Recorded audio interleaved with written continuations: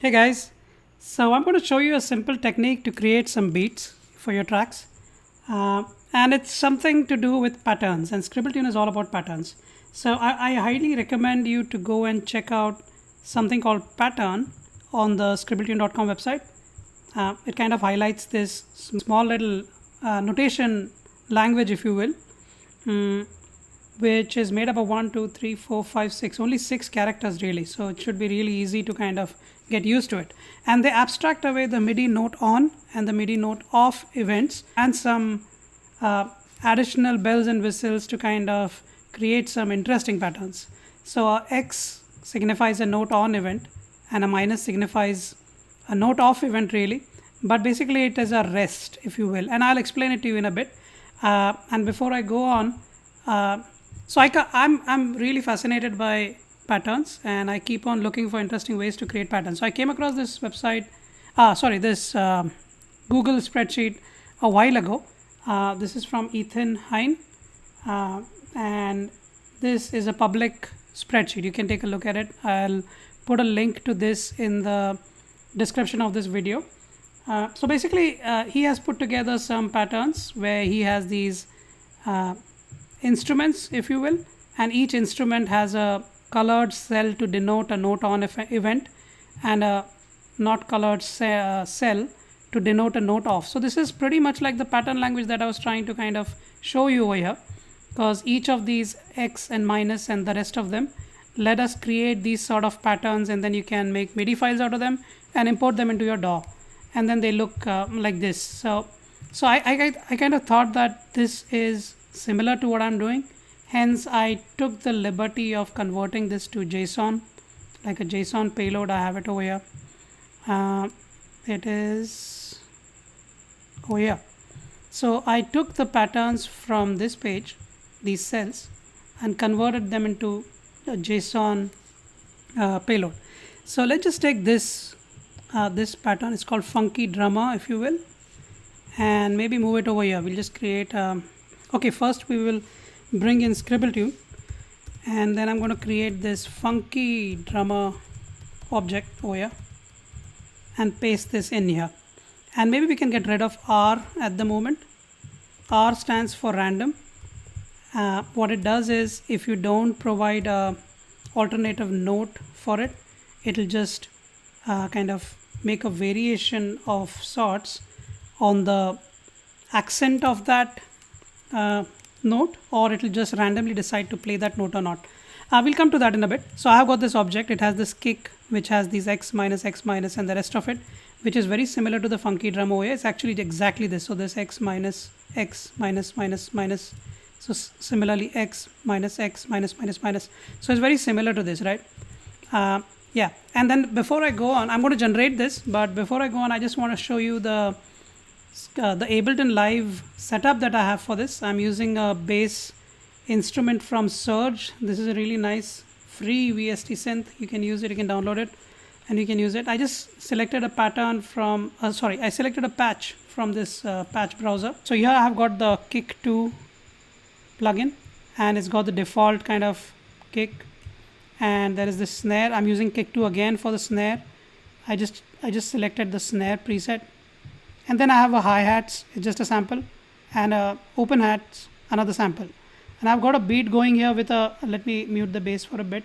So I've got this, on the kick, I've just got this one note, like each quarter note is going to play. And for the snare, I have just got it on the, over here. So very simple beat kind of a thing, these two notes over here. And for open hats, just one note over there. So this is like the most basic beat that you can put together, right? So it sounds like this.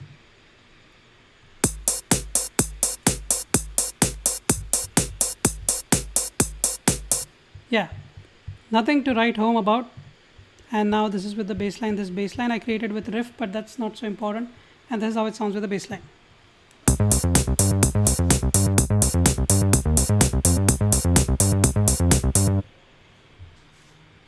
Yeah.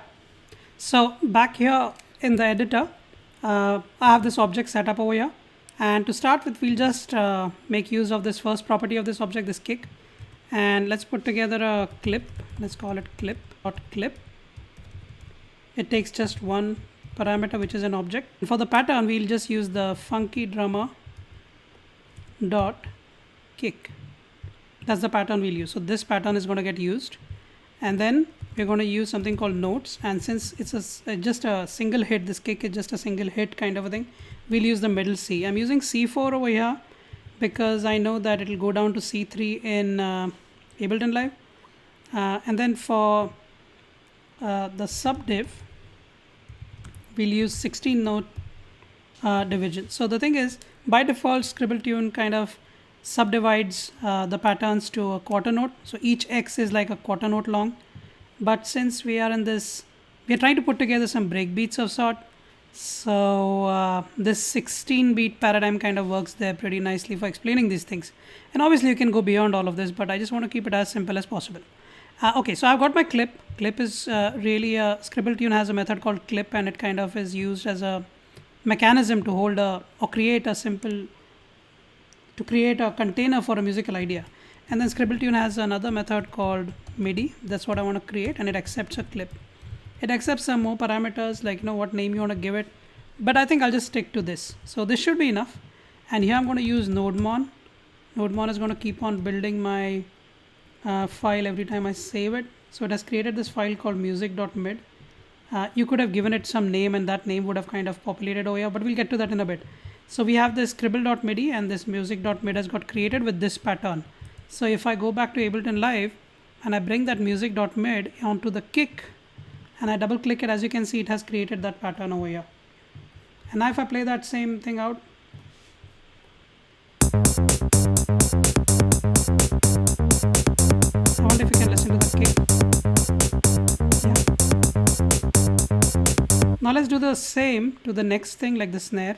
So instead of kick, we'll just use snare, and we'll just hit save. NodeMon will generate another music.mid. It'll just override the earlier one, and now this time it'll have a snare. So I'm just going to grab that and bring that in. If I double click it, you can see that it has created some notes over here. And if I play it out,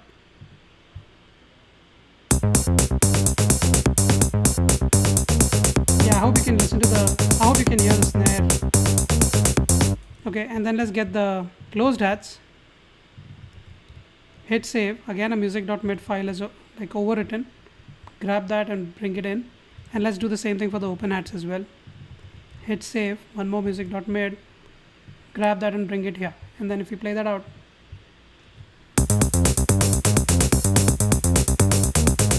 yeah. So now instead of doing this individually, what we can do is we can loop over each of these properties and then create multiple clips. So first thing I want to do is I want to get rid of this variable and directly plug in this clip method inside MIDI, and then get rid of this maybe. And also I want to give it some name over here, but we'll do that in a bit. I want to loop over these items first. So let's say I do something like for let prop of funky drummer. We'll do this scribble.midi. Okay, app crashed for some reason. Yeah, that's because I'm doing off. I should do for prop in funky drummer. As you can see, music.mid has been generated like 4 times. So the first one was created for kick, second one was created for snare, third for close hats, and so on. So since we did not give it a specific name, it just kind of overrode all the files, and now finally we have just the open hats. So let's fix that. All we need to do is kind of just give it a name. This MIDI method accepts a clip parameter followed by a name for it, and the name that we'll give it is prop, because this prop is going to be kick, snare, closed hats, and whatnot. If I hit save, as you can see, it has now generated kick.mid, snare.mid, closed hats, and so on.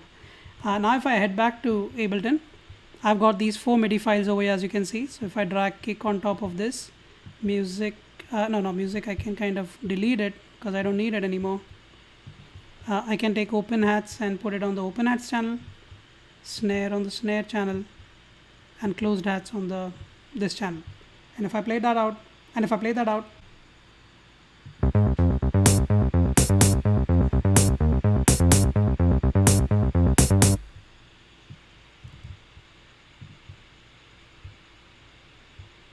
Oh yeah, and then if I just change that to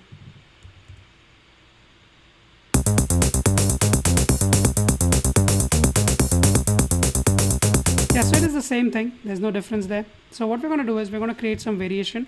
And how are we going to do that? So one thing is we can just convert some of these x's into r's, r as in r for random, and what it's going to do is going to randomly decide if it wants to pick a note over there or not, and then we'll just repeat that thing twice so that this pattern with the r will generate a slight variation on the second bar. And here I think we can have another r just for the heck of it. I'm just randomly putting it over there.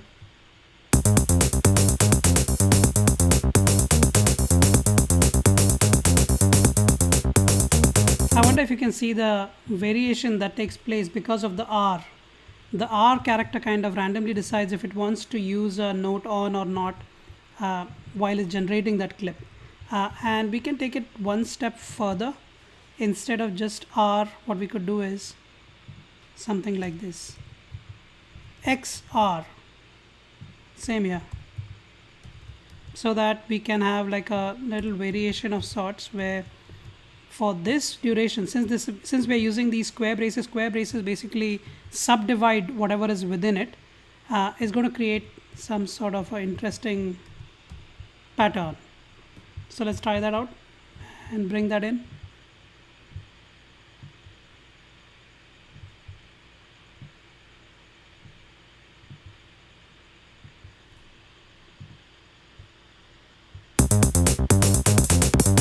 Yeah, if you can,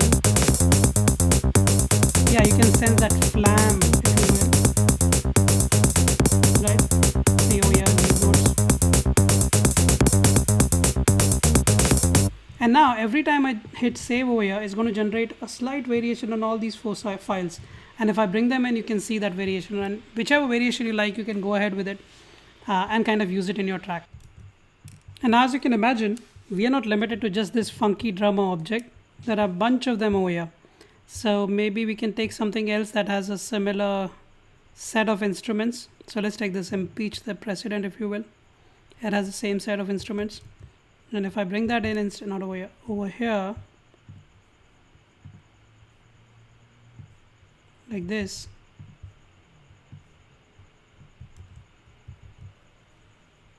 and now it has generated the set of files. If we go back to Ableton, we can bring them in.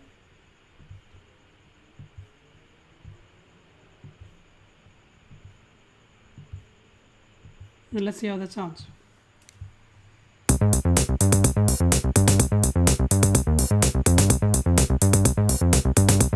Yeah.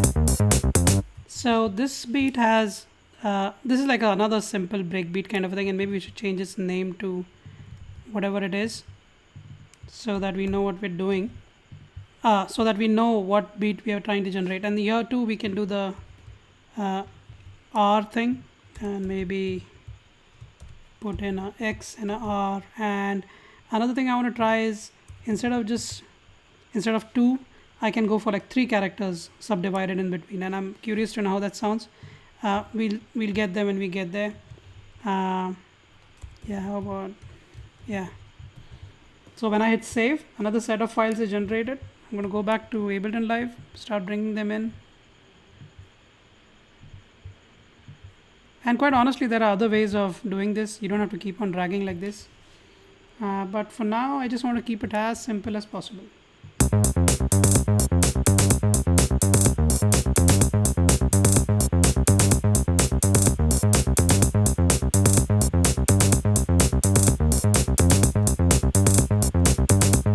Yeah. So hopefully that kind of highlighted that, the behavior of this square braces, what it does to the note. As you can imagine, there are a whole lot of them that I've already put together, and I'll share the JSON file within the description of this video. And yeah, so just give it a shot, try it out. You don't necessarily need to do beats like this. You can do in whatever way you like, just point and click and keep on doing that. but I guess this adds a little bit of a variation to your usual process of making beats, and hopefully it can speed up the process a little bit, because now you can write scripts that can do much of this. You can save the script and keep on generating every time you sit down to make music. In another video, I'll try to put together something by which we won't generate 4 different MIDI files and drag that onto a instance of battery, for example, or some maybe Polyplex from Native Instruments, or so that it plays from a single instrument rather than having these 4 different instruments doing the job of the drum kit. Yeah, so that's it. I hope you enjoyed this video, and do try it out. It's really easy. As you can see, there's hardly any lines of code here, right? JavaScript is very easy, and if you don't know how to write JavaScript, I'm leaving some notes in the description so that you can at least install Node.js on your computer and use any editor you like. This I'm using VS Code, is free. You can just download it and use it. And within few lines of code, you will be able to call yourself a JavaScript programmer. Okay, so that's it. Bye bye.